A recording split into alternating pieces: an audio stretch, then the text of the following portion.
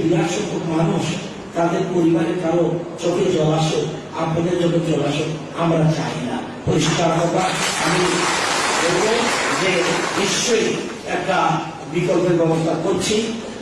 Accidentally যদি এই তালিকাকে মরে যায় তাহলে দাবি রাখবেন না আমার প্রতি, সরকারের প্রতি দাবি রাখুন, আমার প্রতি দাবি রাখবেন না। আর যদি বেঁচে থাকি আশা করি একটা গতি হবে। আদালত যে কোনো পরিস্থিতি করুন, আদালত কি দেবে না দেবে আমি জানি না, কিন্তু আমরা আপনাদের জন্য একটা বিকল্প ব্যবস্থা করব। সেখানে কিন্তু একটা দরজা খুলতে পারে, কোনটার ক্ষেত্রে শিক্ষকতার ক্ষেত্রেও দরজা খুললেও খুলতে পারে।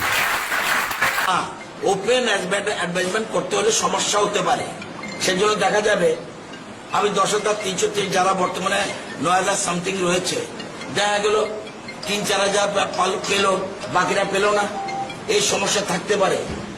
তাদের প্রতি সিম্পাথাইজড চলছে না, বিশ্লেষণ চলছে মডেলিটি তৈরি করার জন্য, মডেলিটির পরেই ব্যবস্থা করা। বর্তমানে এরা কিন্তু সবাই আমার দপ্তরের কেউ না।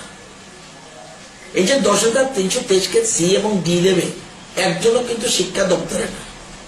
রাজ্যের ক্যাবিনেট সিদ্ধান্ত নিয়েছে যে আমরা যে 10,668টা পোস্ট ক্রিয়েট করেছি, এটার মধ্যে বেকাররাও থাকবে, তারাও থাকবে। গ্রুপ সি, গ্রুপ ডি, এই দপ্তরগুলির মধ্যে শিক্ষা দপ্তর নেই। সুতরাং এই ব্যাপারে এক্ষুনি আমি শিক্ষামন্ত্রী হিসাবে এই ব্যাপারে একটু কমেন্ট করা উচিত না।